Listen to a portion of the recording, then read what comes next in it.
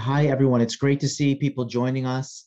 It's really an honor for me to say hello to everybody and to welcome you to the second of these three programs from Temple Road of Shalom, Unheard Histories, Understanding Racism in Our Communities.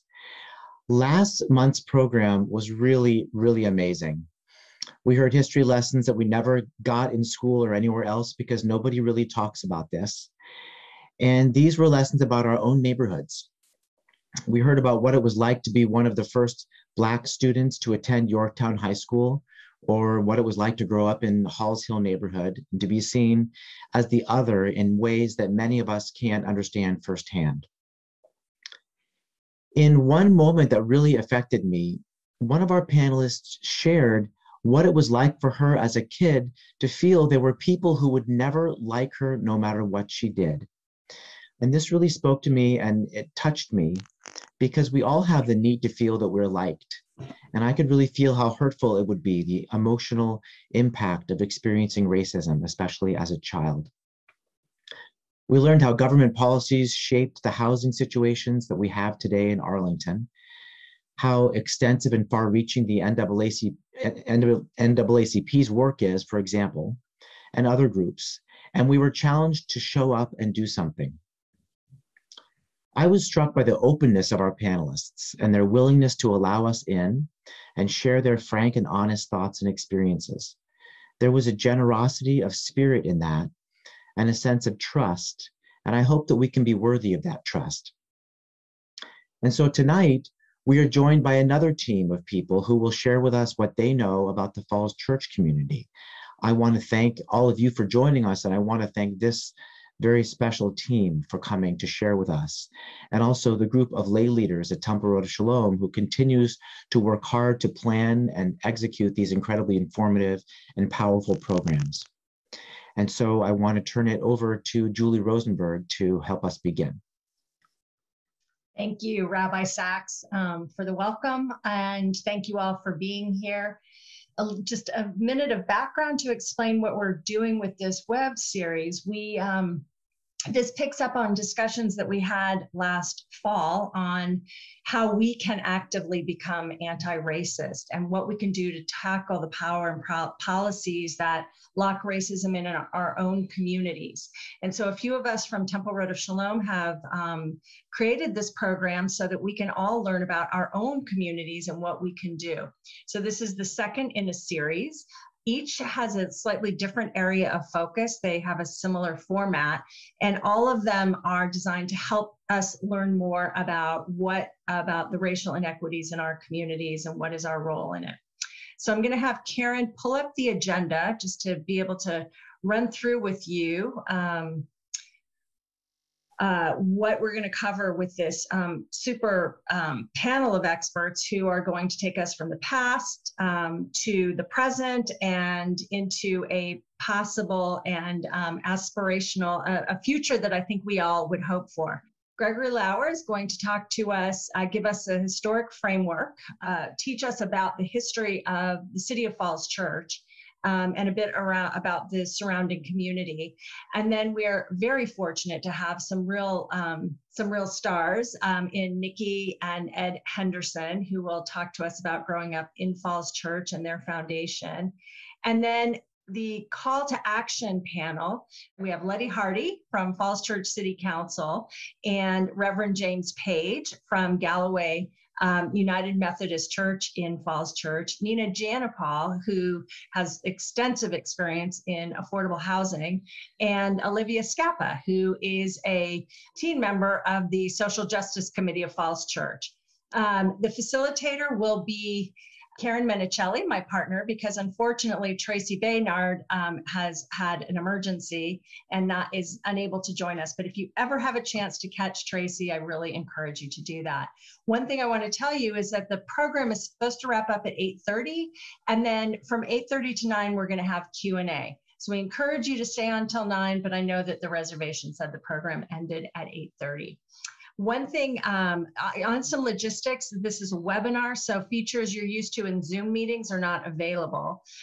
We really need you to interact with us through the Q&A button.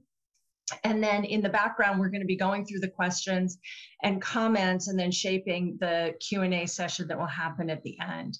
If you are looking for closed captioning, please activate the closed captioning button at the bottom of your Zoom screen, and you should be able to get the captioning. And then I want to make sure everybody knows this is being recorded, but audience members will not be identified in the recording. So before we get started, I do want to give a couple thank yous, shout outs, in particular to our panelists who have given a lot of time to help us shape this program and who've taught us a lot and who are giving us their evening, this beautiful evening tonight. And then also I wanted to say that there were about 100 people throughout Northern Virginia who talked to our team and taught us about the history and the role of racism in the past and how it plays out in the future and what we can be doing. And we are extremely grateful to them. And then my team, the team that is behind this particular program is Karen Minicelli, who you're going to meet as she's going to facilitate a session, Deb Sparrow, Fran Miller, and then our friends Debbie and Lisa, who helped shape this and particularly brought in the Falls Church speakers. And then, of course, we really appreciate Temple Road of Shalom's support from Rabbi Sachs, as well as Hillary, the head of our Social Action Committee. So I am going to now turn it over to Greg Lauer, who is the pastor at Columbia Baptist in Falls Church. And those of you, I think all of us drive through the city of Falls Church. It is the big church that's having a big expansion on Route 29. So I'm going to turn it over to Greg at this point. Thank you, Julie. And special thanks to Rabbi Sachs as well. It's a thrill to be with all of you tonight. And just to say to Temple Road F. Shalom, you certainly are to be commended. I applaud what you're doing because this is a learning opportunity for not only all of those who are viewing now, but those who will be viewing the recorded sessions. So let me just tell you a little bit about what I have learned in the time that I've been here, and especially from our two panelists who will join me shortly, Ed and Nikki Henderson. In 1856, 7 abolitionists moved to the Falls Church area from New York State and Connecticut, and they started a church. And they, of course, were against slavery, and they started a church. They called it Columbia. It was located about 200 yards from another church which did own slaves. One of the early lay pastors named John Reed really had a heart for the African American community, and he and his teenage daughter started a day school and a Sabbath school, which I'm sure they met on Sunday afternoons. But because of all of that, and because they were Union sympathizers and sometimes accused of being Union spies, John Reed lost his life to Mosby's gang as they assassinated him. He's buried at the Falls Church Episcopal. And in fact, I'm going to share some slides. So, this is the famous photograph by Matthew Brady. And then the day school was started in this building, which was owned by Ed Henderson's great-great-grandmother, Eliza Henderson, a free woman who owned this building. I'm not sure, Ed can tell us later whether it was a residence or a business, but the school was held here. And of course, to teach African-American children and adults in Confederate Virginia was highly illegal, but Reed and his daughter felt it was the right thing to do. So that's what they did. He's buried at the Falls Church Episcopal, and you can also see some history boards that are located at near Panera Bread on the little parklet there, as well as on the WNOD Trail. Meanwhile, if you fast forward a couple of centuries or a century and a half, you have this wonderful plaque by the Falls Church Episcopal that says simply, "With gratitude and repentance, we honor the enslaved people whose skills and labor helped build the Falls Church." And so I would say that we're all on the same page so far as recognizing the evils of slavery, believing in freedom and equity for all people. This lady here is Harriet Bryce, and she was a free woman who helped many escape to slavery.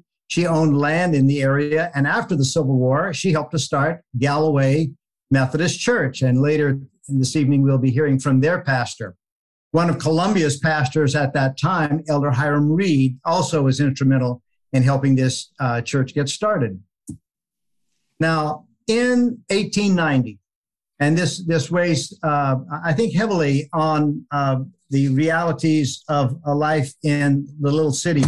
The powers that be that were at the time there in Falls Church did not want the African-American community voting the party of Lincoln. And so in order to stay in power, essentially they struck a deal with Fairfax County, and they gave away about a third of the county's area, the city's area here, City of Falls Church, to Fairfax County, which could absorb all those African-American voters. And so there are some areas which even today are significant African-American communities, which are no longer in the City of Falls Church, but rather located in Fairfax County.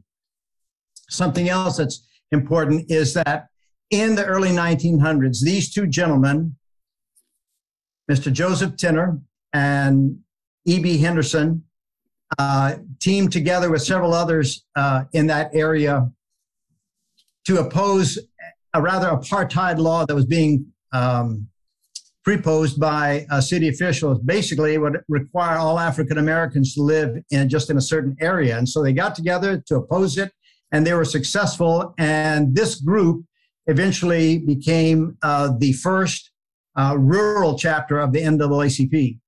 And so we're greatly indebted to Mr. Tenor and Mr. Henderson and all of those who helped in that time. And so what we have now is the Tenor Hill Civil Rights Arch there on Route 29, right by the Target. And you see some photos there. Across the street is the historic Tenor Hill site and some other photos there.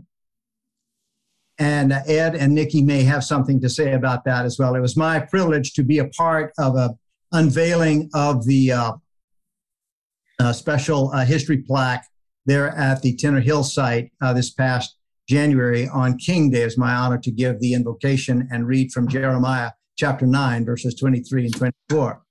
Meanwhile, into the 20th century, E.B. Henderson, quite the physical fitness promoter and education pioneer, advocated for physical fitness. And his wife, Mary Ellen Henderson, likewise promoting equity in education, so that today the middle school is named for her, the Mary Ellen Henderson Middle School. And recently there was an unveiling of a historical marker there on the grounds of the James Lee Center to mark the place where the colored school once had been. It was an honor to be part of that, and Ed was one of the speakers that day as well. All of these things have to do with the current, shall we say, setting or even culture of Falls Church, though at one time Falls Church consisted of about a third of the residents were African American, and today I believe it's only about 4%.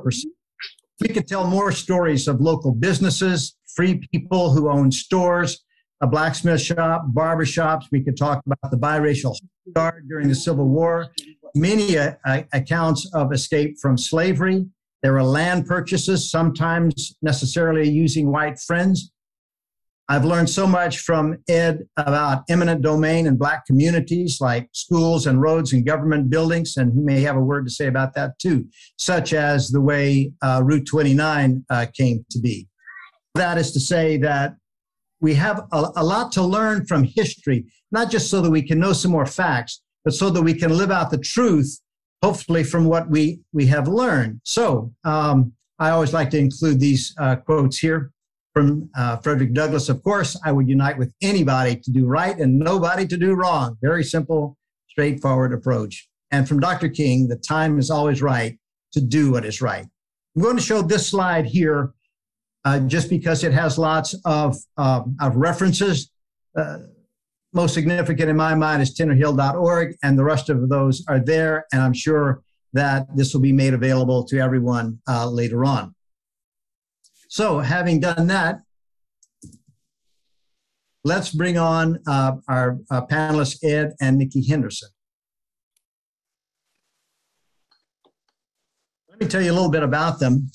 Ed, of course, is the grandson of Edwin Bancroft and Mary Ellen Merriweather Henderson. His own parents, Dr. James Henry Merriweather Henderson, was a professor and a dean at Tuskegee University, and Ed's mother, Gwendolyn. And so Ed was born there in Tuskegee, I believe, and he'll correct me with anything that I say that's incorrect. He's very gracious, and I rely on him heavily. So Ed Henderson is an educator. He's been a guidance counselor. He's quite a historian, of course. He's an activist, an advocate. He's received numerous awards. He holds degrees from Tuskegee in history and counseling education. He is the founder of the Tenor Heritage Foundation, dating from 1997. He is our local expert in matters of history and civil rights and policies. He's certainly passionate about arts and culture and human and civil rights, social action, economic empowerment, education, politics, and of course, children. And then Nikki Graves Henderson, very gracious. It's been my honor to be in their home. And we miss getting together, but that'll happen again sometime soon, I think. Likewise, Nikki has expertise in education and history and public administration.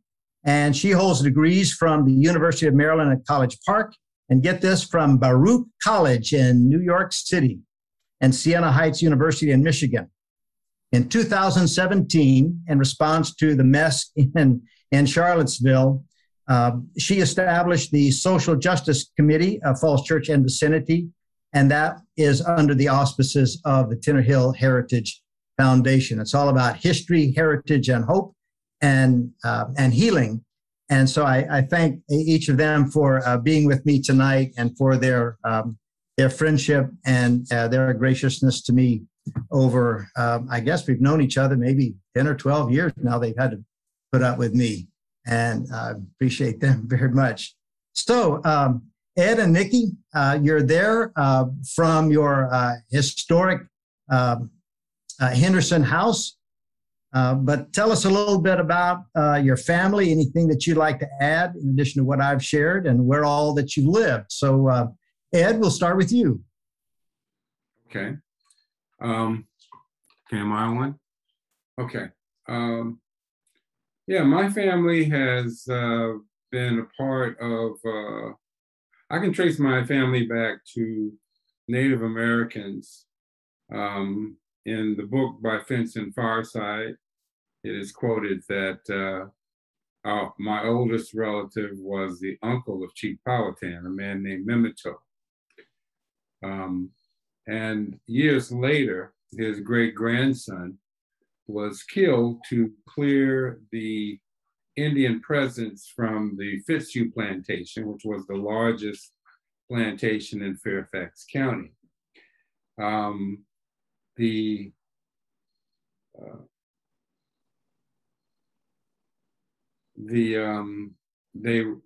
young child that was not killed was placed on the plantation and enslaved.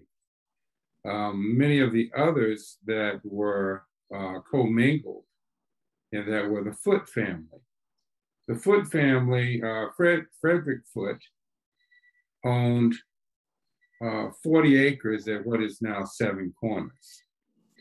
And it was his sister, Harriet Foote Turner, who escorted 12 slaves that she was supposed to have brought back to the Fitzhugh plantation. And she forged travel passes and took them all the way to Canada. At which time she could not come back here. She settled in Cambridge, Massachusetts. My great-great-grandmother, Eliza, who owned the store, was on the Fitzhugh plantation, had run away upon the breaking up of the family due to the will of Mordecai Fitzhugh. And she was summarily sold down south. ended up in New Orleans. Well, she ended up in the New Orleans slave market, where she eventually was on a plantation in Vicksburg, Mississippi. And during the Battle of Vicksburg, she escaped and made her way back here with her son, William, in a trunk, hiding in a trunk. She settled in Southwest Washington, D.C. until she bought the property, the store of Fred Foote Jr. Now, Fred Foote Jr. was a very prominent African-American here in this community, in that when Falls Church became a town, he was elected to be the constable. And that's because everyone knew him. He had the largest grocery store in the area, and everyone bought from him. So in Ed, let me interrupt you. So when Fred Foote Jr. was elected constable, about what year was that? 1875. So only 10 years after the Civil War, an African-American gentleman is the chief law officer in this town of Falls Church. Right, right. And in 1880, he was elected to the town council, the Falls Church Town Council. And that was largely because, like you said earlier, there was a section of town where African Americans lived. And, well, back then the women could not vote at that time, but the men were able to vote, and they voted the party of Lincoln. And he became the town councilman. Well, it didn't sit too well with a lot of the whites, particularly the Democrats in the town, who basically controlled the council. And so they worked hard at gerrymandering the part of the African-American community out of the African-American community and retroceding it back to Fairfax County. Fred Foote died early. His father lived to be 95. His grandmother lived to be 115, but he died at the ripe old young age of 43. Okay. And he sold his property to Eliza Henderson, my great-great-grandmother.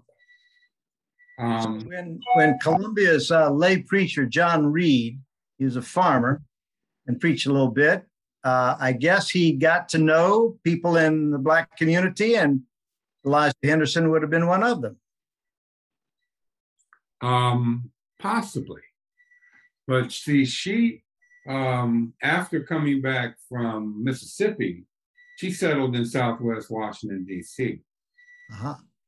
But, you know, she had family here because she had the Foote family. Fred Foote was her uncle, and Fred Foote Jr. was her cousin. So I imagine she was traveling, you know, back and forth here from time to time, particularly getting produce to sell in her own store in Southwest Washington, D.C. Well, Ed, during the history of the town and city of Falls Church, African Americans had various roles, like Fred Foote Jr., and I imagine there were a number of merchants of different kinds, and even into the 1900s, when your grandparents lived in town, they saw many things. We'll come to Nikki in a moment, but I just want to ask you one more thing before we do, and we'll have many other questions too, I'm sure. But when Route 29 was being planned, and all, what was that like? You've explained to me that it basically cut through the heart of the African American community. Yes. Originally, the street that went to Fairfax went from Leesburg Pike by the Falls Church Episcopal, and then it went along Maple Avenue, which is the front of my house now. And that used to be Fairfax Street. But in the 1920s, you have to understand that at every anniversary, a 50-year anniversary of the Civil War, monuments and memorials were being built to recognize Confederate generals and people in the lost cause.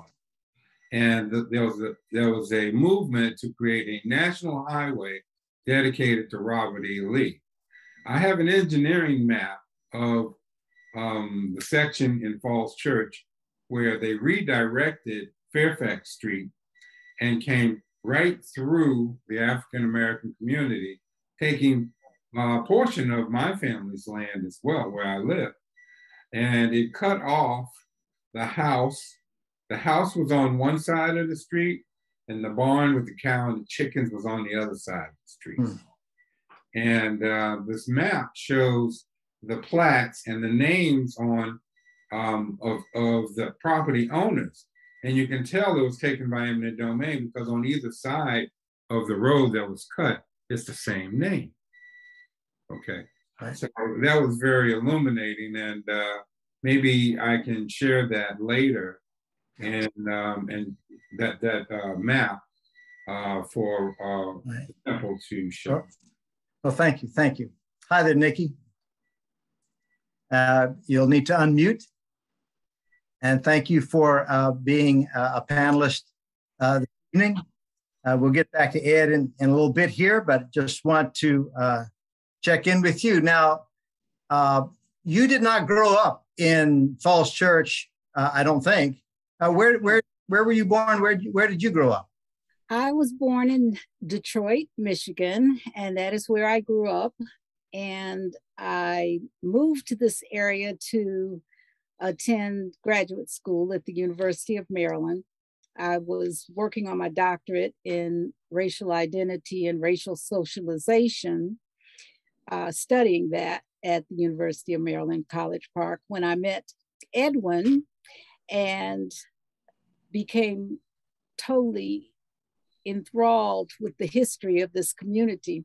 I had worked for museums for probably about 20 years at that time. And I always found museums to be one of the last arenas where you really can teach and share and begin to make a difference in the way that people see things through objects or through historical interpretation or reinterpretation. So when he invited me to visit Falls Church, one of his friends who was a co-worker at one of the elementary schools in Fairfax County thought that I should meet him. And I came here and I was just absolutely blown away because in the 15 or 20 years I had worked for dominant culture museums, I found that generally speaking across the board, when it comes to African-American historic sites, you didn't usually find intact communities. And here I stumble upon Tenor Hill, which is what's left of what was a thriving African-American community. And I was just absolutely blown away that there was no movement other than with Ed and his organization to preserve this gem, this valuable gem. Ed invited me to look at his collection, which consisted of photographs, historic documents, letters. And after I did read many of them and look at them, I just could not tear myself away from trying to do my part to preserve this important history. Not only did it preserve this local history, it gave a snapshot into national and international history as well. So drawing all of these pieces together is what became an anchor in my life. as Ed and I became friends, and a little more than friends, and eventually we married. And so there you have it. That's how I got involved. But it's been a wonderful opportunity. Number one, because this is so unique, it is so rare, and I don't think people realize just how important that this history is, not only because it's history, but I have to say that it's not just the past. If you are very astute, and I'm sure as the evening goes on, we'll be able to share information with you that will help you to understand that this history, our history, is being written as we speak. The Tenor Hill community is being threatened. The diversity of the area is being threatened. When I first moved here, I walked a lot. And there was one area on South Washington Street where I counted 11 different ethnic or racial groups represented in the businesses along that section of Lee Highway / South Washington Street. And clearly, because of the development that's happening along that area, those businesses are slowly dying. And to top that off, we have the pandemic. Well, right. Just briefly, and then I want to get back to some other questions, but all three of us went to segregated schools once upon a time.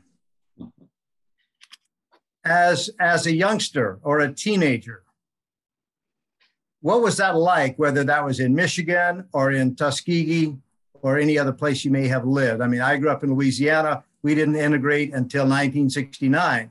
Some states were a little more progressive than that, but others not. But what was that like for you? Ed, what was that like? Well, I attended the laboratory school for Tuskegee Institute. And I dare say that even though there may not have been whites, there were Africans. One of my classmates was Chinese. We had some West Indians. Many of the professors there at Tuskegee were white, as well as from all over the world.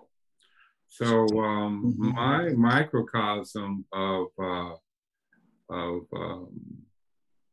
my education, even though it was quote unquote segregated, was actually quite multicultural. Right. Tuskegee is a unique place, and it was not a typical school in the South, Alabama, but it was a rather rich experience with all the history which Tuskegee had to offer. Booker T. Washington, George Washington Carver.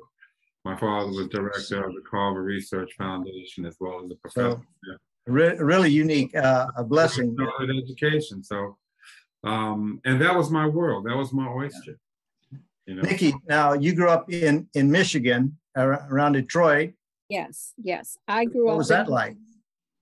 In Detroit, I grew up in an African-American community, and we had African-American doctors, lawyers, teachers, postmen like my father, hospital workers like my mother, maids like my grandmother, businessmen like my grandfather. So you had a wide spectrum of all social economic levels of the African-American community. And my school was 100% African-American. The teachers, the administrators were all African-American. And I did not have any interaction of any substance until I went to high school. And I was selected to attend Cass Technical High School, which was probably by today's standards a school of choice or something like that, but only a few were selected from each district within the city to attend. And it was a huge high school. And there, surprisingly, the thing that I met first before racism was sexism. At the time, I wanted to become an architect. And all of my classmates, the majority were males. And I was the only female, this little 13-year-old, 112-pound girl. And I'd walk into the classroom and my instructor would say, "Didn't you see Nikki walk in? Stand up. You always stand up when a lady comes into the room." Right. And after a semester of this kind of thing, for example, he would tell me, "Nikki, you don't have to do any of those exercises with the boys. You don't have to do all of that work. You'll get dirty." And so he'd say, "Just stand on the sidelines and watch." And at the end of that semester, I went to my counselor, and I don't think I ever told her why I wanted to change curriculums, but I wanted to go from the architectural curriculum to health and welfare, which was 98% females. Well, so, it was a very stark reality from being put into a peg or a hole that I had to fit into than I had come from. Well, all these isms ought to become wasms, and Ed is going to add something. Yeah.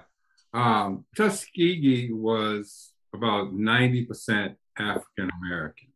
And so the community, just like Nikki was talking about in Detroit, we had our Black doctors, the university had a Black hospital, because that's where the nursing students could do their practicums.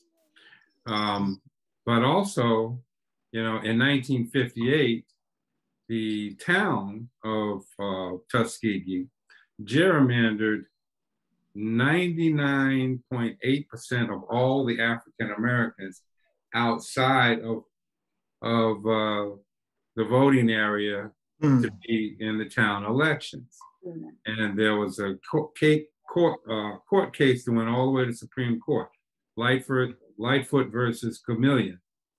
And they ruled that gerrymandering of that sort was unconstitutional. And I went with my mother in 1964 to register to vote down at the county courthouse in Macon County. And, she was a college professor, and they made her, take the quote unquote so-called literacy test, of which she failed. And she told me about some of the questions that were on there. How many bubbles are there in a bar of soap, and these kinds of idiotic questions. And while I was there was a young white fellow who came in, he didn't have a shirt on, he had his overalls on, mud on his boots. He didn't have to take the test, they just signed him up. Well, my mother didn't take the test, they wouldn't sign her up. That's why the Voting Rights Act of 1965 is so significant. Right. That's why I ask voting in an election. Let me ask you each about the Tenor Hill Heritage Foundation. And Nikki, we'll start with you because you've served with Ed, and 4 years ago, you established the Social Justice Committee of Falls Church and vicinity. It's my privilege to serve on that with you and Ed and a dozen or more others. When you think about the lack of justice and equity today, even in the city of Falls Church, what concerns you the most? What concerns me the most is that things are happening that ultimately lead to a continuation of discrimination, inequity, unfairness that are not recognized before it gets to the point where it impacts lives. For example, with the Tenor Hill community, we talk about the gerrymandering, but if you visit the Tenor Hill Historic Site, which is diagonally across the street from Target, if you visit that site and look on the line, the gerrymandering line, you will see that this boundary separated a community. On one side, you're in Falls Church City. On the other side, you are in Fairfax County. So you had different mail service, electricity, garbage, schools, and so on and so forth.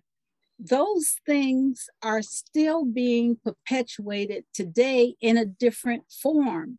Most recently, I was asked by someone to give some information about the community on Tenor Hill. And it sounds as though there is some movement towards assembling some land to do some development there. And there's been over 150 years of home ownership of this little tiny community, and things are happening now that threaten the preservation of a community that reflects an astonishing story for us all, an inspiring story for us all. So that's the thing that bothers me the most. If you drive down South Washington Street now, there are businesses that have been impacted not only by the pandemic, but the roads have been torn up and the businesses have been disrupted because you can't even get into the business if you wanted to because the sidewalks are torn up. I doubt very seriously, and forgive me if I'm wrong, I doubt very seriously if that would have happened on Broad Street. Well, and perhaps our next panel can address that. Ed, you founded the Tenor Hill Heritage Foundation, and with a purpose, vision in mind, and you have concerns about things that are going on today as well. Go ahead. Yeah, one of the reasons that I was instrumental in starting the Tenor Hill Heritage Foundation was because when I moved here in '93, I knew of this history, but it wasn't part of the narrative of the city. It was all, about, slaveholders and Confederate generals and all of these other things, which I thought, not too favorable of, but still, I felt that the story, this dynamic story of civil rights should be a part of the narrative as well. Therefore, and I found a box, a box in the of my grandfather's, looked like it's file cabinets, because you know how you have those alphabetic dividers, and we looked in there and there was a treasure trove of documents, letters, photographs, and this was the beginning of an archive which we've been using to tell the story of Tenor Hill. Right. So it becomes more of a part of the narrative of the city, and that affects impact education as well. Even today, I went to the newly named Meridian High School.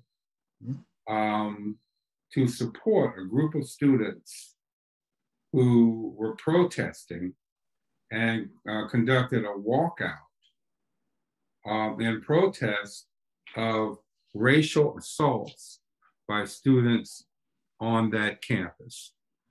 And it was a group called SOCA, Students of Color Association, and the Black Student Union. And I dare say that there were several hundred, some say as high as 80, probably more like 50% of the students in the school came out to support that. And it was a very eloquent exercise in standing up to hate. Right. And when someone uses the N-word and assault, or racially assault someone, we can't let that stand. That's right. You know, you have to stand up to hatred. You have to stand up to these types of things. And that's what these students did. Yeah, You know? well, good. That's right. When you told me that today, I thought, well, good for them. I've been out of town for 3 days, and we're about to wrap up this particular segment. I know that we all have hopes and dreams for the future generations, just like for this sweet little girl that's been standing behind Nikki that we've been seeing. And we hope that the world in which she becomes a leader will experience more positive things, but we know there must be an encounter. There will be an encounter. There must be confrontation with such evils. And so we cheer them on. And Ed, I commend you for going up to the high school to be supportive. And thank you both for your time this evening. We'll hear you again toward the end of the program during the Q&A time. And thanks again to Julie for the privilege of being a part of this. Nikki and Ed, thank you so much for sharing. And I made a list of some things that we can follow up with in our follow-up resources. I think the maps you talked about, and maybe even the sample of the literacy test, which is truly astonishing, could go in that packet as well. So thank you all. And we will bring you back for the Q&A, but we're going to shift now to the session we call Current Context and Call to Action. And we are going to have our friend Karen, who is facilitating, and Letty Hardy, who is a Falls Church City Council member, who's doing some really wonderful things. Reverend James Page, another very inspiring local clergy leader who can talk about what Nikki mentioned, the boundary going right through their property. Nina Janopol is an expert in affordable housing, which is very much an important topic. Came up a lot on our last session. And then Olivia Scappa, who is a teen member of the Falls Church Social Justice Committee and a senior at Meridian High School, which Ed just mentioned yesterday, or mentioned in the previous. And then we'll turn it over to this panel and we'll see you in a little bit. Bye-bye. Great. We've got the panel on the screen. I guess Nikki and Ed, you can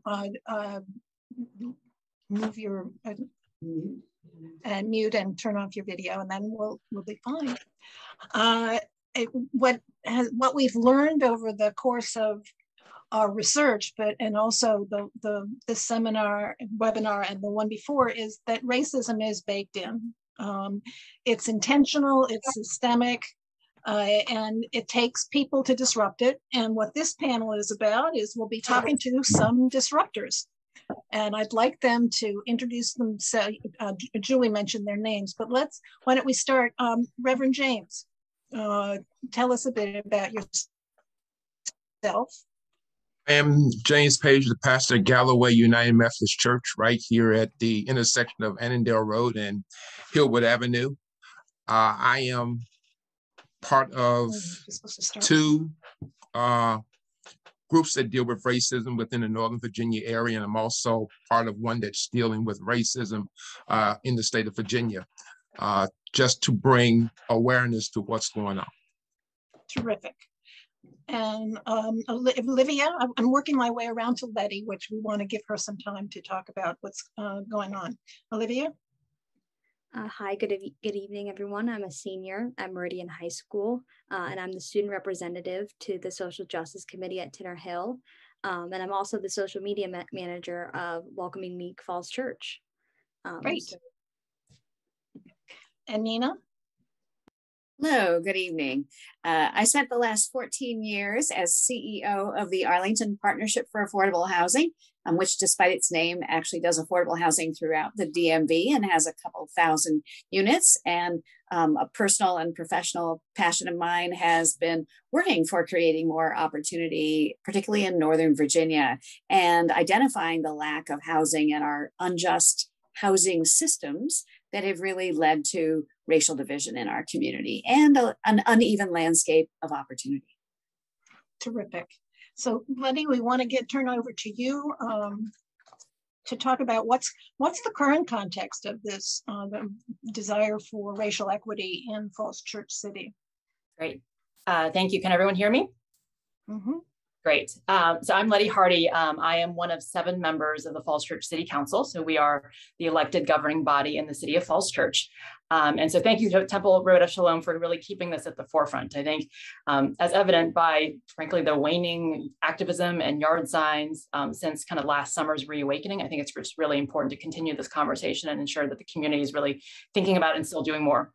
And I think it was also evident from Ed and Nikki's conversation with us about kind of our history is those injustices of the past don't really live only in the past.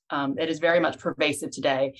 And it's also just going to take us time to undo that culture since it's been part of our founding, frankly, in the city of Falls Church. We talked about that gerrymandering where we essentially divided the community and took out kind of the Black part of our neighborhoods. So Karen asked me to speak about kind of how local government, in particular Falls Church, has been addressing racism. So since last summer, there have been a number of different things we've done. One, which I can't take credit for, but I think Ed previewed, is our school board actually took the opportunity to rename our new high school. So it was getting built around the same time. And so it just seemed an opportune time to not have the new high school named after a slaveholder. And so George Mason High School became Meridian High School. And along the same lines, Thomas Jefferson Elementary became Oak Street Elementary. And so I wholly supported the school board decision. It was very much controversial and still is today. I think to this day, I still get emails about it because the community was very split. I supported it, but I think it's one of those things where I hope it's not all that we can do. Doing a name change is great, but hopefully there are policies and investments beyond changing the name of the school. And so that's a theme of a large part of what I'm going to talk about is policies are great, but there's got to be more than that. There's got to be action, there's got to be commitment, there's got to be dollars and people against them. So that's kind of one thing that's happened in the city since last year. On the city side, so that was the schools, there have been a couple different actions. One of the first things we did last summer is we chartered something called the Police Use of Force Review Committee. And so while I only have nothing but good things to say about our police force, in particular, Chief Mary Gavin really has led such a positive culture and leadership and the spirit of kind of continuous improvement. She embraced many of these kind of police reform policies before it became part of the national conversations. But I think she recognizes that there's always room to improve. And so she embraced the idea of kind of the Use of Force Review Committee. They worked for about 6 months and delivered us a really hearty set of recommendations that we saw in February, one of which we are funding now, which is we expect that our police force will be outfitted with body cams coming this budget cycle. So that is kind of a new policy change. We also made a commitment to actually make sure we check back in with those recommendations, all of which we are adopting and implementing on a quarterly basis. So again, that holds us accountable to make sure that there are not only things that we say we're going to do and just shelve policies, which frankly are useless in my opinion, but make sure we actually implement them and have accountability. So that's the first thing. Second thing is part of our annual budget process, we actually apply kind of an equity lens. We wanted to make sure that where our budget dollars and where infrastructure investments were going was looked through kind of the lens of equity. Are we making sure that disproportionate communities are receiving extra dollars and help? As well as infrastructure projects, making sure that sidewalks, for example, I often like to talk about transportation, making sure that transportation dollars are equitably distributed across the city, not only the wealthiest areas with people who have the ability to come to city council meetings and speak up and raise their hand, but making sure that, South Washington is a great example. I think you heard Nikki talk about that. I can't take credit for the project, it was actually Obama era recovery money. So it's actually been a long time coming. But traditionally the South Washington area, which includes parts of the Fairfax County that was gerrymandered out, has gotten a far less pedestrian investment than other parts of Falls Church. And so while it is really, really messy right now, it is actually meant to help improve kind of the investment, the pedestrian walkability, the safety, so that people can actually, use transit, walk to where they need to, whereas before it was just a very unsafe environment. So right now we're kind of in the middle of all that mess, but it is going to get better. So that's kind of the second thing, is really looking at where our budget dollars and infrastructure dollars are going with that equity lens. A third thing we did in the spring is we asked our boards and commissions. So every local government has boards and commissions. They range from things like economic development to environment. These are citizen volunteers who work in local government on specific policy areas. We asked our local boards and commissions to examine their policy areas and their projects with an equity lens. The example I like to use often is our library board. I think we discovered, and this is nationwide as well, that library late fees disproportionately impact people of color and the families that actually could use those library resources the most. So the library board made the recommendation that we should get rid of library fees. They frankly weren't bringing in very much revenue. And so it's those types of policy changes that are really impactful. And so we asked all of our boards and commissions to do kind of a similar equity review from kind of the bottoms up to make sure that policies across the city, from environment, economic development, do we have enough minority-owned businesses? How can we promote more of those, to transportation investments, to library, to the environment and equity around that. So that's kind of the fourth thing. But the thing I often like to talk about the most, and I'm sure Nina would be happy to chime in, is I personally really believe that anti-racist work begins with housing. When I think about how housing is so much tied to where people grow up, it has such a profound impact on their health, their education outcomes, their jobs. I really think that anti-racist work begins with housing, and especially in Falls Church, right? Because if our history of Falls Church is based on that gerrymandering that the Hendersons talked about, that would explain partially why we are, frankly, something I'm not very proud of, that Falls Church is one of the least diverse in Northern Virginia. It's partially high housing prices, which everyone in Northern Virginia is subject to. But I think it's because of that gerrymandering that happened in our community, and we are only beginning now just to own.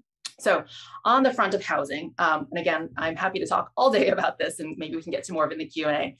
There's certainly things that we've been working on long before I've been on council. I've been on council about 5.5 years now. I still like to think of myself as the newbie, but there are lots of things that I'd like to make sure that we continue doing. We have inclusionary zone policies where, as new developments come up, we make sure that there's affordable units set aside.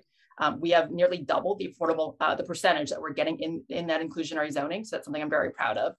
Related to that is that up until about 4 years ago, those inclusionary zone units would expire. So developments that you saw on Broad Street, the covenants would only be in place for about 15 to 20 years. And then they would go back to market rate, which frankly is something that I'm inheriting right now, where we have a bunch of affordable housing that's expiring faster than we can build it. But a few years ago, we actually started to require that those new units would never expire. They are for the life of the project. So that is meaningful. That means hopefully I'm not leaving a problem for someone else down the road to solve. So that's kind of the first thing that we're doing around affordable housing and making sure that we are more inclusive and welcoming community. The second is, for the first time in this past budget, I'm proud that we actually allocated dollars out of our local budget to affordable housing. So that's big. That actually shows kind of commitment from our community to put towards affordable housing. And again, it doesn't matter if you say you're anti-racist and you support, being welcoming and diverse, unless there are dollars that back up behind it, it doesn't mean anything to me. Third is that Falls Church has been competing in the very competitive Amazon grant process. And so we recently won one of the first rounds of it. We're going to use that money for a combination of things. One is preserving additional units that were going to expire. So we're going to essentially buy further years of affordability. And that was mainly directed at our teachers. We have some programs set aside for teachers to be able to live in Falls Church. And so we want to extend that affordability. The second half of that grant is going to be used to start a home ownership program. In previous panels, you might have talked about so much of housing policy has been anchored in racism between redlining, FHA racial covenants, where we see that the wealth gap in the United States is so large, partially because people of color have been far likely to have generational wealth. We just haven't given Black and brown families the same opportunities to own. And so having a home ownership program is personally very important to me. It's one way to kind of make amends for what we saw. And then the third place in affordable housing is we made a bunch of investments. For the first time, we actually bought property that is actually for affordable housing. And we haven't done that, I think, in the history of Falls Church so far. So lots of progress. Again, I'm happy to talk all day about housing, but I really do think that between housing and education, that is, one way that local government can do the most around anti-racist work. Oh, thank you, Letty. I want to turn. What you see in Letty Hardy is a public advocate, someone that you can turn to for your concerns about racial inequities in the public sector. Then there's the nonprofit sector, or the NGO sector, and I'd really like to focus on the next. Start with Nina and continue the discussion of housing a bit, and where you see the past coming forward and impacting current policy and the needs for change. Great, thank you. Letty, I just have to say, everything you said is so right on. So many of these conversations I've been thinking about with the city of Falls Church, the lack of a housing trust fund, the lack of public land for affordable housing, and these short-term expiring commitments for the on-site affordable. So how exciting that you're making progress on all three of those fronts. Bravo. So in my experience, what the city of Falls Church is experiencing is just replicated over and over again, frankly, around the country. We talked about, and we heard from the Hendersons, infrastructure being built in the low-income communities. Exciting again to see that there's new infrastructure coming in with sidewalks, but you go to East LA, you go to what's now the Wharf, which is being redeveloped, but that area, which was African-American, was decimated with redevelopment in the 1960s, and that's where the Southwest Freeway passes through. So this is a common pattern we see, and what are the solutions to it? And I want to also say how interesting in last month's panel, we heard that 38% of Arlington County was African-American in 1900. Today it's 8%. And I think we just heard the pastor say that Falls Church City was the same thing, 1/3 African-American, now 4%. So that legacy, much of it in the 20th century, of redlining, of deed restrictions, and of single-family zoning being a deliberate barrier to allow people of color into communities, has really created these segregated communities. And we have pockets of poverty, and we have pockets of wealth. And some of you may have looked at the handouts that were in the package. I'm very impressed with the work of the Northern Virginia Health Foundation, which talks about the uneven landscape of opportunity. And the data is very clear, even in neighborhoods that are adjacent to each other, and probably Tenor Hill would be one example. Life expectancy, income, personal wealth, educational attainment are dramatically different in communities that are predominantly of color and in these what have become gated white communities. We've segregated our society, and housing is the beginning of that. You go to different schools, you have different access to public transportation, and then you have this, as it's happened over the last 100 years, these multi-generational barriers to wealth. So one way to change that dynamic is to advocate for more affordable housing. And affordable housing can only come into a community like Falls Church with two different tools. One is money, and that is the subsidy money. There's some federal subsidy, state subsidy, but also in an expensive community like the city of Falls Church, it needs to have local subsidy as well. And we've seen that. Mayor Bowser in DC is putting in $400 million over the next 2 years. Governor Northam is proposing a budget right now for the next 2 years of, I believe it's going to be about $150 million. So we're seeing these communities on the federal, state, and local level have to step up because housing is so expensive and we don't have enough for everyone. And that's why it's so expensive. So we need subsidy dollars to bring it down to be affordable for people at all income levels and affordable for people that don't happen to have this multi-generational wealth of their parents and grandparents being homeowners. And we know that the wealth gap is 8 times. Black households in the United States have 1/8 of the wealth of white households. So they're less likely to be able to come into the city of Falls Church, where the average home is close to $1 million. So affordable housing, rental housing stock, the land use will, and City Council member Hardy said she's one of 7, I believe, So it's not just saying, hey, you go, but everyone here on this panel and in the community making phone calls and writing letters and giving the support for the other 6 voting members as well. And your members of your General Assembly. You know, they're going to make voting decisions on a state housing trust fund and on the tools for affordable housing statewide. And these are all about racial equity. Thanks, Karen. Thank you. Thank you. I'd like to move off housing just for a second and go to Olivia. I know she has things to share with us, and particularly her connection to Ed Henderson and the protest today. Yeah, absolutely. Basically, I'm a student representative to the Social Justice Committee at Tenor Hill, but that all started basically about a year ago with the whole name change thing at the high school, which basically was prompted by a national conversation about what we name our public institutions, such as school or government buildings, as a reflection of what we value.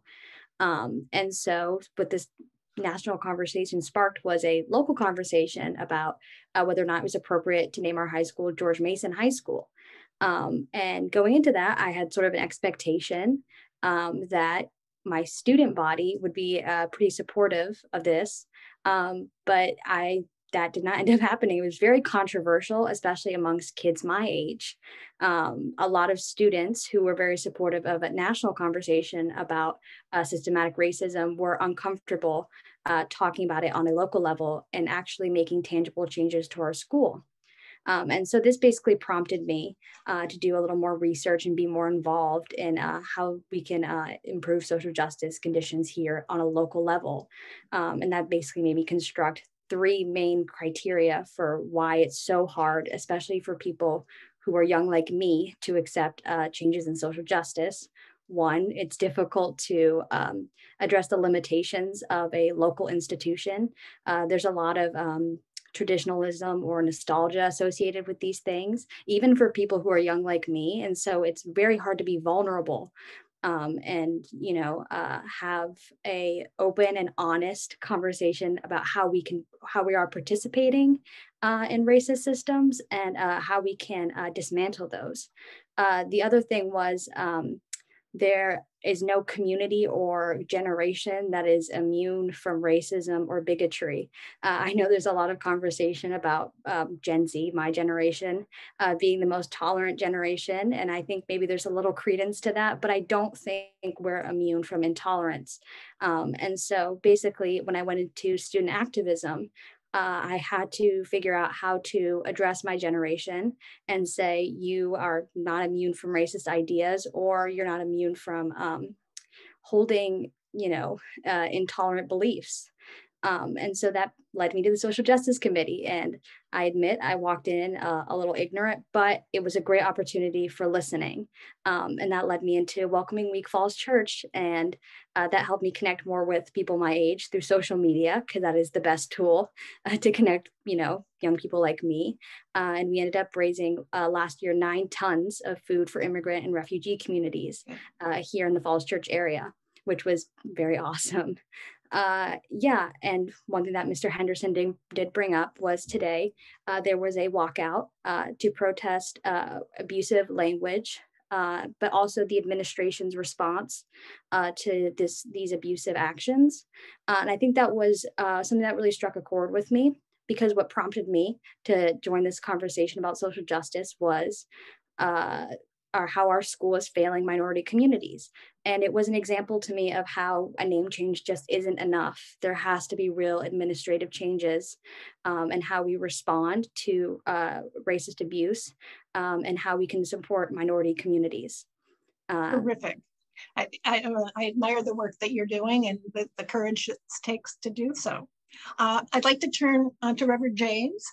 And with a broader question, as representing a congregation, and we've got a lot to learn from history, but how do we use this knowledge to fix past wrongs and to move forward without wallowing in guilt or blame? Can you guide us on that and things that congregations can do? Well, the first thing I think is we have to look at history and understand history. Ed and Nikki alluded to it quite a bit. I think in our country right now is we are afraid to look at history and accept history for what it is. I was looking back a couple of weeks ago just to try to figure out, because we are still dealing with white privilege and systemic racism. And I think a lot of it is brought about because people are afraid that they are going to be attacked, that we are going to point fingers at the whites now. You all had nothing to do with the way this country was set up. It was set up back in the 1400s. So we need to understand and study history so we can move ourselves to the future. Yes, the United States was set up under a European model. European models did not have Afro-Americans. They did not have Native Americans in them. So once we understand and learn the history of the country, it makes it much easier to move beyond where we are to solve some of the problems that we are dealing with. Systemic racism has nothing to do with anybody born within the last 100 years. So when we are talking about it, we're not blaming anybody. And I think people are afraid that they're going to be blamed for stuff when we talk about it. I spent a lot of time at Columbia Baptist working with that congregation just to get them to understand what it's like to be in a Black community. You know, I had a conversation with them back right after the Mother Emanuel shooting. And I was saying to the fact that people of color cannot put their registration cards in their glove box. And everybody looked at me like, what? We can't. Because if we are pulled over, the first thing they're going to say is, we thought he was reaching for. So we place our registration cards and stuff in our console or over our sun visors so we don't reach. We have heard of so many people of color being shot because we thought they had a gun. We thought they were reaching. So to protect ourselves, we don't reach. So we have to educate others of how to just survive where it's a normal thing for everyone else. So when my son, who is 30 some years old now, and my daughter, who's 21, their registration card is where they don't reach. It's right in hand so they can get to it. So we have to get beyond yesteryear and move into the future. And then we're talking about the gerrymandering. Galloway United Methodist Church is in the city of Falls Church. The parsonage is in Fairfax County. The same driveway comes to both of them, but that's how when the city divided, it went right down through the church's property. So half of our cemetery is in Fairfax County and the other half is in the city. So those things are still happening because we are still hearing about now gerrymandering just in order to switch votes and have certain political parties control. So we have not learned from history. And I think if we start learning from the mistakes of the past, then we can move forward. And then we're also alluding to the fact that how Lee Highway was set down in the middle and they were putting the markers of the Confederate soldiers. Well, they were directing them right across from the Afro-American community, which was still trying to imply that you are still in slavery. Remember the statues and how they control you. So I think when we are looking, we have to go back, understand our history, not make the same mistakes that we made in the past, and then try to figure out how do we move forward. One of the things that we have to understand about one another is, you know, we have a lot of people, a lot of whites that say, well, I have Black friends. I'm not racist because I have Black friends. You do not have Black friends. I'm sorry. You have Black acquaintances. There is a difference. As a pastor, we teach that you break bread with your friends. So if you have not had someone of color sitting at your dinner table, and I'm not talking about at a restaurant, at your dinner table breaking bread, they are acquaintances, not friends, because your friends you will dine with, you will eat with. So that is how I'm teaching the congregations and everyone in Northern Virginia, because that's where I've been charged to work right now, is how to look at what we say, and does what we say match up to what we do. You know, for the longest time, Greg and I have talked for the past 7 years, but Greg and I have now become friends because we have sat down. So we have to learn how it is that what we do and what we say has to match, because we don't, we're just teaching people, or we're saying things that really are not true. Thank you. Thank you so much for those words of wisdom. As we tie up this session, I'd like to ask each of you to jump in. We want to create support for public policies and for change, but we also know that there are a lot of people that change may not be in their own self-interest. So how is it that we can work to fight, to motivate people, and what is one thing you'd ask of our audience that you think is important in moving a public will forward on change in Northern Virginia? Anyone want to jump in? Betty? Thank you. There's a lot I want to say, but I think I want to make sure that the audience is wary of kind of performative actions, right? So the yard signs, the showing up to marches, petitions, those are all easy, but the responsibility for racial justice really belongs to all of us, especially those with power and privilege. And so if you are in a position of power and privilege, think about what you can give up, what you're willing to give in your, you know, what change you're willing to see in your own community. And don't feel like just because you put a black square up on Instagram in response to George Floyd's murder, that's good enough. That is really performative. And even frankly, name changes at schools are just the beginning. Having affordable housing policies, again, policies are only good if you put dollars behind it and if there's a real trade-off that's happening in the community. Otherwise, it's a policy that sits on a shelf and nobody ever does anything with it. So I would just caution the audience to just be aware of that performative action and make sure there's actually real.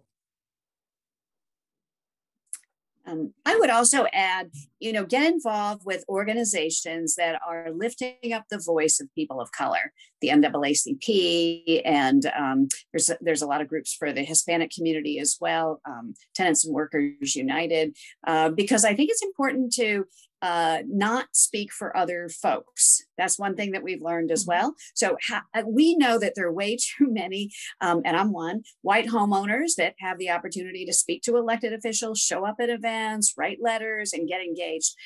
How do we help get other voices at the table? That's asking our elected officials to listen to them, but also giving money to these organizations so that they have the staff and the resources to help raise up these voices. Oh, good point. Good point. Any others? Oh, go ahead, Liv. Yeah, I guess my response would be more geared towards school systems, but based on, the racist incident that occurred this week at our school and the response of the administration, I would really encourage anyone who lives in the Falls Church area to put pressure on the Meridian High School administration for an appropriate response to racial abuse at our school. And I think that would be a very tangible way for the Falls Church community, especially the white community, to have real activism and real support and allyship, especially for the Students of Color Association, which is putting pressure on our administration. Great. Anything you want to add, James? I'll wrap it up. And I think overall, we have to stop being followers. We have to find leaders and follow true leaders. Just because someone says something, don't follow it and accept it unless you study it and you understand it for yourself. We are arguing and we're complaining about critical race theory. It's been around since the 70s, but all of a sudden it's a bad thing. Find out for yourself what critical race theory is. Don't just accept because everyone is saying this is bad, it's this and this.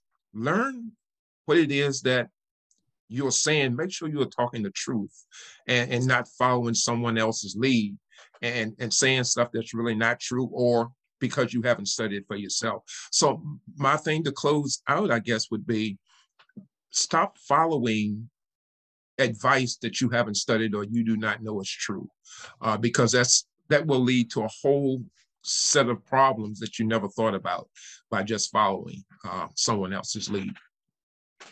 In the minute or two that we have left, I'd love to bring up one expression, YIMBY, as to me prototypical of what the challenge we face in racial equity, but the positive statement of that. And in my backyard, how can we get to YIMBY? Well, I think I did see one of the questions in the Q&A box as well said, how can we make this change? And I will say 2 years ago, I was at a forum in the city of Alexandria, and Mayor Wilson said, I want to change our dynamic here. And I'm telling all our staff in the city, we are welcoming new people coming in. We are welcoming new multifamily housing. We're welcoming new housing stock. We're going to change our zoning code. We're going to change our building code so that people can live in group houses too, as well, more than one family. And he said, we've had a history of trying to keep people out because we thought that would make our lives better. But that makes other people's lives worse. And we're part of a metro area, and there's a need for every part of this metro area to welcome in new people. And I just was very moved by that. And there's something similar that happened in Minneapolis. They call it Minneapolis 2040, where they just did a comprehensive study of who are we keeping out, and found out that these traditionally white single family neighborhoods were, 90% white, 90% high income, 90% home ownership, and other people of color were being relegated to neighborhoods that weren't as successful and thriving, and they completely rezoned the city. And all the major corridors have multifamily along the major corridors through the old white neighborhoods. So think about that, right? What are the major corridors in the city of Falls Church? How could those be made more welcoming to multifamily? And all the single family homes automatically can be converted to triplexes. They actually originally started talking about quads. So potentially you can have rental housing in the single family neighborhoods as well. So, there are people around the country that are really trying to deal with this and this legacy, this 100 years of redlining and deed restrictions and single family zoning is a way to keep people separate. Well, if there's no other comments, our time is up, and I want to thank you all for your inspiring words of action that we can take as individuals, as communities, as congregations. And look forward to you in the Q&A that's coming up. Great. Thank you. Thank you all. So we're now moving. That was a great panel, and very inspiring, and need to be real about our actions. So now we have a chance. Rabbi Sachs is going to moderate a Q&A. So we would like all the panelists to come back with their video on, and I'm going to go to the background until the last few minutes. And we'll have a chance to listen to some really, really great questions that have come in. So thank you all. Thanks, Julie. And thank you, Karen, for facilitating that previous discussion. This has been really incredible to listen to. And, I guess in name, perhaps I'm facilitating this Q&A, but all of you are on this panel. You know more about these issues than I do. And I think you can see the Q&A panel. So if you want to jump in and highlight a question, you can do that. I welcome you to respond to each other as we talk. There are a lot of questions that were posed. So trying to sift through them and get at some of the get a little bit deeper into some of these things that were discussed. I guess we'll start with the historical discussion of the Falls Church area from the beginning. I wanted to ask just a little bit more about this issue of the Falls Church City and what's called Falls Church but is in Fairfax County. I wasn't sure, Pastor Lower and the Hendersons, I wasn't sure whether when you said that land was taken out of Falls Church and given to Fairfax County, whether that was one particular piece of the area that is now in Fairfax County but called Falls Church, or whether that represents all of the, if you live in Falls Church but you're actually in Fairfax County, are you in part of that area that was the subject of this gerrymandering move? Well, the gerrymandering existed in what was the African American section of town, basically along what is now Annandale Road, okay, where the James Lee Community Center, sometimes that area is referred to as the James Lee Community. And that was part of Falls Church until the 1887 gerrymander. There's also a large swath of Fairfax County, which is also Falls Church as well. But that wasn't traditionally part of the town of Falls Church. And the map that Pastor Greg showed in his slides showed that area that was part of the gerrymander. It wasn't the whole of what we call Falls Church, Fairfax County. Okay. Right. Okay. Mm-hmm. Yeah. The city line presently, as Reverend Page noted, there on Annandale Road runs right up the middle of the driveway between his church and his parsonage, and through the cemetery there at Galloway Church, and on through the Tenor Hill Historic Site. Originally, the city line was much closer to Route 50 to the south. In fact, I think almost all the way to Route 50. And so yes. when the city officials struck the deal with Fairfax County, it gave away, what was it, Ed, a fourth to a third of the city's geographic area?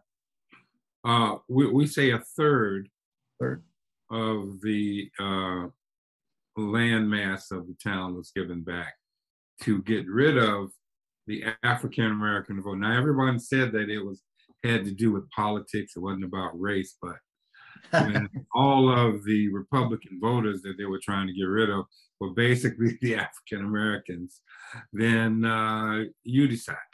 Okay. Right. Yeah. Right. That is an incredible story. There were folks listening who wanted to know a little bit more also about the experience of the land that was divided to make a room for Route 29. How did that work? Were the homeowners given warning? And was this how quickly was this done? Did they have an opportunity to deal with their divided homes, and what happened to their homes and their belongings? Well, we have a flyer that a mass meeting that was called to discuss the issue of this new Lee Highway effort. And so it didn't happen all of a sudden, but basically when you have gerrymandering, you have the municipality which offers the landowners a certain amount of money. And you can either accept that or you can fight it. But generally speaking, the municipality is going to win out. And it's usually the difference between the tax assessed value and the market value, which is usually more than the tax assessed value. It's not like you get nothing, but your decision whether you want to sell your land or not is not yours. It's the municipality that makes that decision. And it usually has to do with roads or other things that are quote unquote for the public good, so to say, but not always good for the individual landowner. And all over Fairfax County, you had the use of zoning changes that were done in order to tax Black people out of their land. That's what happened in, let's say up at where the Jeff Stewart High School is. Many of those parcels of land along Peace Valley Lane, beautiful name, were pressured to sell their land. Two landowners is where the actual school is. And their land, they were pressured out of their land in the mid to early 1950s. Across the street you had the Jeb Stuart Park. And there's one deed that says condemnation, taken by condemnation, which means eminent domain, okay? And when the city or the municipality says that they want your land, you have little choice about whether you want to keep it or not. They're either going to sell it, you're going to either willingly sell it for what they offer you, or they're going to do a condemnation and give you what they want. So that's basically how the eminent domain worked back then. And then you had the property at Seven Corners, where in 1952, a judge actually set the land to be sold and set the price. They broke the deed, the covenant on the deed that Fred Foote Sr. had placed, that the land was never to be sold. And 3 of the family members could not afford to pay their taxes. And they went to court and sued the other 17, and the judge ordered the land to be sold and set the price at $400,000. And finally, the land was sold for $750,000. Okay, but they set up 2 of the commissioners, the county commissioners, to accept offers on the property. And then in 1966, there were federal racketeering charges brought against 5 Fairfax County Board of Supervisors. 2 of them went to jail, and 4 developers went to jail. And this actually showed the county commissioners were too cozy with developers, and they were changing the zoning on land, taxing Black people out of their land, and then making sure that developers got the land to develop. Okay, so there was another question about whether there has been any thought for reparations for some of these confiscations or eminent domain. It sounds like there has been some. There have been some consequences for these actions, but I imagine probably not. Not that benefited the former landowners. So, right. Okay. Yes. But in talking about what's going on today, Evanston, Illinois just passed an ordinance that said any householders that were impacted by eminent domain, and there were active efforts to basically close down Black neighborhoods, drive Blacks out of parts of Evanston and force them into other neighborhoods. And they're trying to go back through the land records and identify those people that were injured through this process. And I should point out too, there's also renters that were impacted when they do these. There's a history of Queen City, which is where the Pentagon was built, and they literally gave them 30 days notice. It was World War II, but the renters who had been living there and having their communities there, having small businesses out of their homes, got no compensation at all and had very few places to move to. So it impacted owners as well as renters when they do this kind of displacement over the last century. Great. Thank you. Thank you. Well, while we're on the topic of reparations, so an idea that I can't take credit for, but how do we make amends in Falls Church for that gerrymandering that has been done? An idea that's been floated to me is, given that so many people want access to our top-notch schools in Falls Church, we actually have people paying $18,000 a year for tuition to attend our schools, and we just built a brand new high school, so we have capacity. I think there's currently a pause in the General Assembly doing any annexing, so it's not like we can bring the land back from Fairfax County to Falls Church. But what we could consider, though, is giving access to those schools, to those communities that were gerrymandered out, and actually not charge tuition. And that would be kind of a reparations-like action that we could take to acknowledge that, hey, we did wrong. We divided our community. Now the way to make up for it is we want to give access to the next generation to have access to those schools. And so again, housing and schools, I really think it comes back to that. But that's an idea that, this community could come behind and say, we support something like that to make up for it. And do you think that's an idea that might get traction in the near future? More people need to speak up. Yeah. I'm not sure if that'll get traction or not.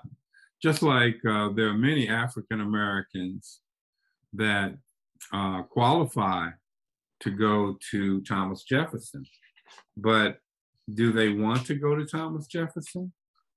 the answer that I found is that not necessarily so. They'd rather be with their peer group in their own communities.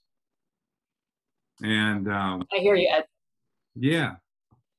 And, you know, there's been a lot of discussion lately about the whole entrance test to Thomas Jefferson as well, and the lack of representation by minorities, you know, at that school.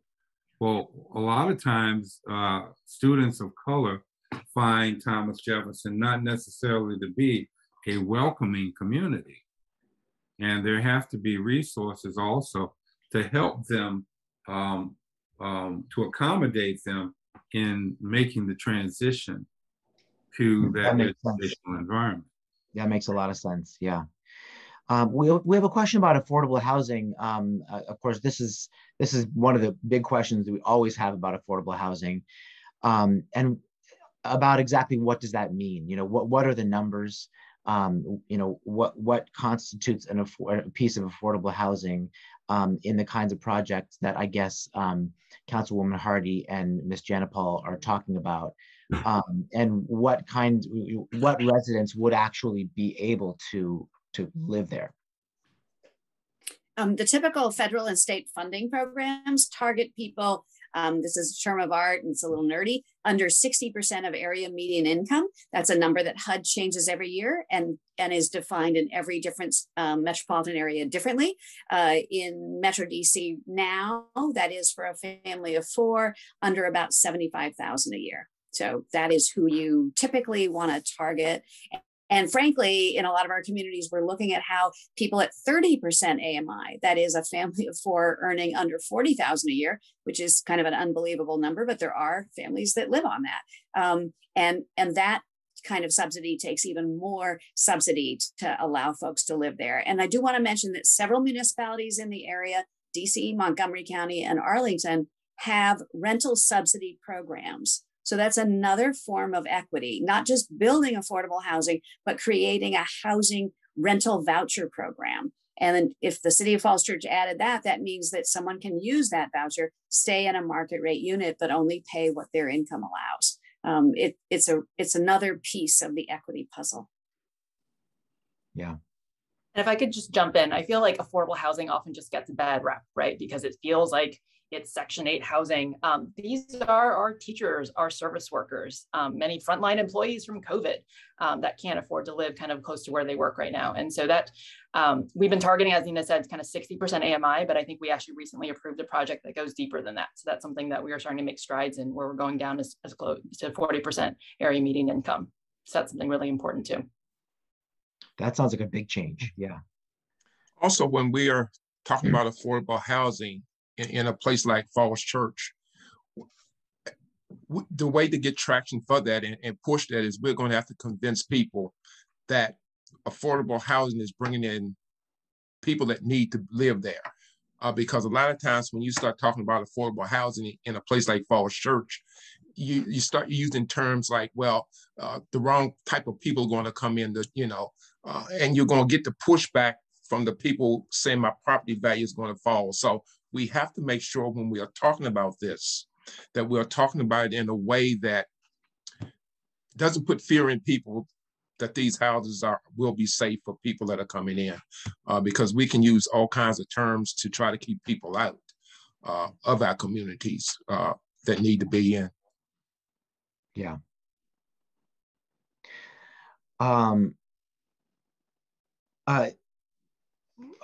Reverend Page, I wanted to follow up with you. What you just said really touched on a subject you were speaking about earlier as well, which is how do we talk to people about these issues? And you referred a while ago to the fact that racism in this country has nothing to do with anyone who's been alive for the last 100 years. But then you also did talk about, how do we hold ourselves accountable for the role that we play, and how do we look honestly at what the experience is of living as a person of color in today's world. And I guess I picture from what you're saying that you have to do a lot of this kind of communication. Can you talk a little bit more about what it's like to, I guess to try to communicate with people and get people to face things that it's so hard for them to face? The first thing is eliminating the fear. I think a lot of it is based on fear of the past, what we've been told that probably does not have any truth to it. Is the number one. For me, I'm in a peculiar world. My wife is white, so I deal with both sides. I deal with my white side of the family and my side of the family. But we all have the same problems, but we try to deny that we are alike. We have the same problems, the same issues, but we find ourselves pointing at one race as they are worse than we are, which we all are the same. And we have to get to the point that we can talk about what our problems are. We have to talk about how we have come up in life. We have to learn each other's culture. I was talking earlier with the group, and for me as a Black pastor, if you come to my church as a white person and you think you're getting out at 12 o'clock, you could be wrong. You could be there until 2, 3. That depends on, because we base ourselves on how the Spirit moves. But if I go to a white church and I'm expecting the pastor to get up and shout and I get to hoop a little bit, that's not going to happen. So we have to learn each other. If we refuse to learn about each other, then we're always going to have this problem of working and getting things. So, I think what we need to do is sit down at table as Jesus did with his disciples, with everyone. Jesus always gathered around a meal. And I think we need to get back to that type of thing of sitting around table. Ed, I don't know why you're smiling, but that's where we need to be is get around table and break down the barriers and the walls that we have placed, that has been placed on us over generations of fear. Absolutely. And I want to come and learn from your church, because I'll tell you right now, and I think everybody who's from Temple Road of Shalom on this call would agree that if I kept services going for 3 hours, there would be consequences. So I got to learn from you. Olivia, I wanted to ask you a little bit more about, it sounds like you and others in your school have done a lot of talking about this issue, and done a lot of wonderful things. And I wonder if some of that conversation has been difficult. And just, if you're comfortable, if you want to talk a little bit about what it's like to talk about these issues with other people in classes or at school in general. Yeah, absolutely. I think the first part of answering that question is, acknowledging that the school that I go to is a majority white school. And that's a consequence of sort of redlining or gerrymandering that has basically created a community that is majority white, and the students that go to Meridian High School reflect that. And so the part that's difficult is that a lot of students that go to the school simply are not exposed to different cultures or perspectives of different racial groups. And so they are uncomfortable and insecure approaching these topics because they're just haven't been exposed to that. I think for me, in my personal experience, I'm mixed race. My dad's Hispanic. And so, I'm privy to, cultural expectations or what it means to be a part of that community. But I'm not necessarily educated in, what it means to be a Black person. And so there's that, disconnect between experiences. And then, that goes for white students. They don't understand my perspective, and they haven't lived my perspective, and nor have they lived a Black student's perspective. And so it creates a culture of uncomfortableness and an inability to connect with one another. So what really needs to happen, especially to get rid of a difficulty addressing problems about race or conversations about race, is acknowledgement that we live in, and as well a culture of listening to each other's experiences, and so we can better understand where all of our perspectives are coming from, and hopefully work to alleviate a lot of the boundaries that are preventing us from having productive conversations about race dynamics. Great, thank you. Yeah. Let me ask Pastor Lower, there's a great question in the Q&A about the role of houses of worship historically in fighting or supporting racism after the Civil War. Some churches after the Civil War stepped up to do good things. I'm grateful for Columbia's heritage. The pastor who escaped from Mosby was the brother of John Reed, Elder Hiram Reed. He came back to the area and with the guidance of Harriet Bryce, helped to start Galloway Methodist.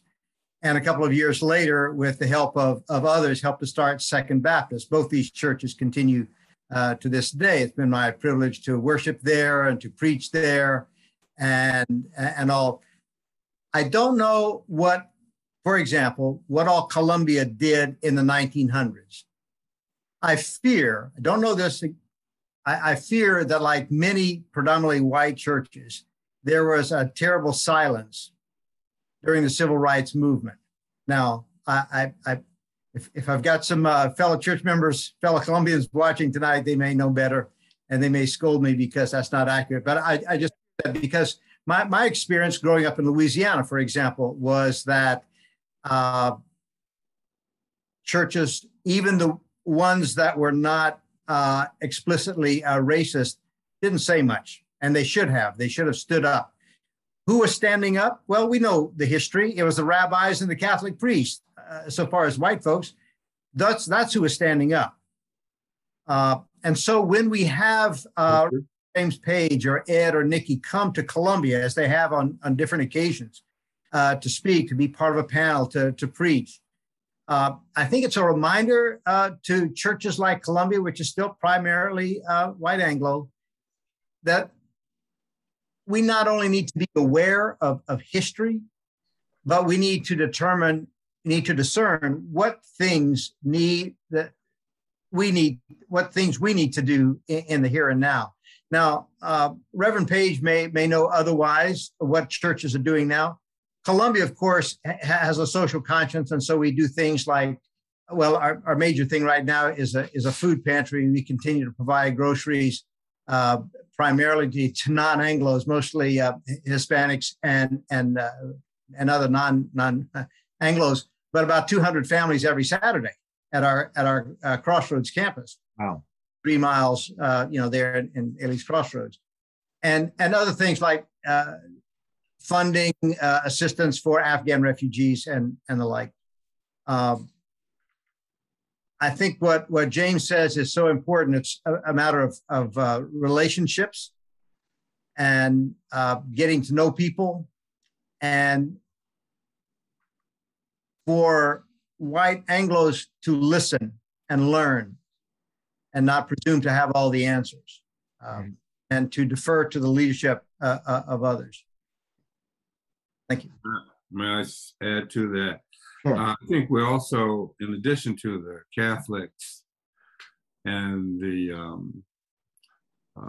other, we have to also include the Quakers and the Friends Societies, of which Hiram Reed was, not Hiram, but John Reed and his daughter Betsy were in touch with Emily Howland. Yeah. And she was actually sending money so that they could teach African Americans to read and write. And also the first Falls Church Colored School was also sponsored by Friends Society as well as back then in the 1880s, the mandate for public education, but it was carried out not by the county, but by the different districts, such as the Providence district was the one where that was over the Falls Church Colored School, which is where the James Lee School is today. And in 1915, when the Colored Citizens Protective League was fighting against segregation ordinance, which was the beginning of civil rights and the NAACP in Falls Church and in Fairfax County, the first thing that they did was write letters to all of the churches, all of the businesses, and all of the town councilmen to see where they stood on the issue of the segregation ordinance. Yeah. And so these letter writing campaigns included the churches and wanted to know where they stood on these issues of race and segregation. So I just wanted to add that to your comments. Okay, thank you. Thank you. Councilwoman Hardy, did you want to add something? Were you trying to get in? Okay, Reverend Page, did you want to add an answer to that question about houses of worship? Yeah. Okay. All right. Well, I know I see Julie's face. I guess, you know, I just in getting a little word in before she wraps up. I want to just remark how this is a great panel, not only because it's made up of wise and active individuals, but also because there are represented some of the things that we really need to do. You know, there have been questions in here about what can we really do to address these problems.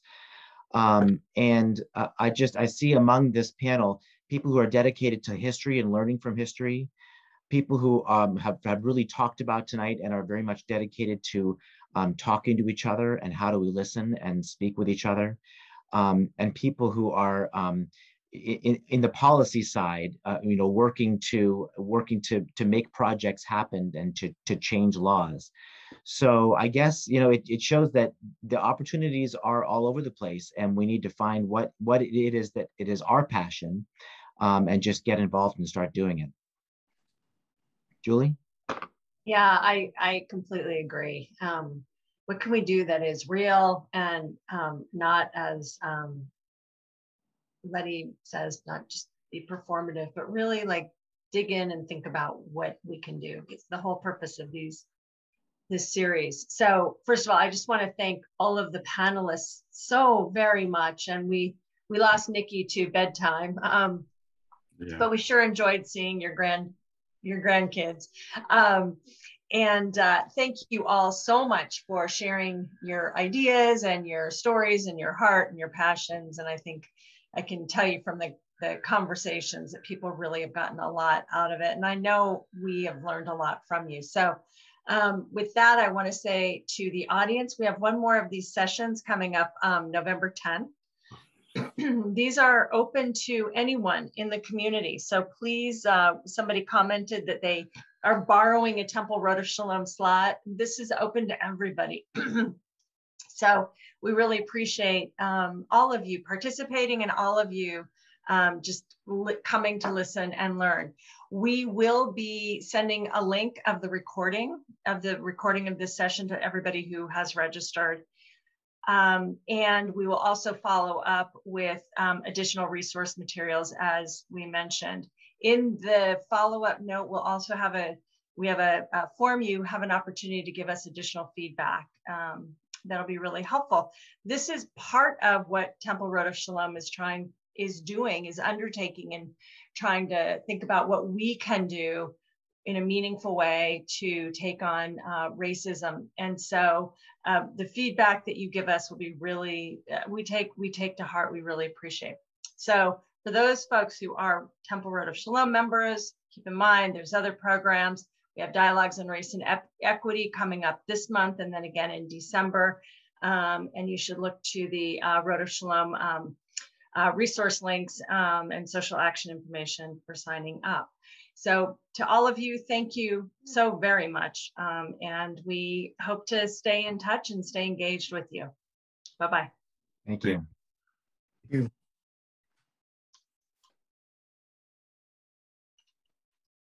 Thanks, Rabbi.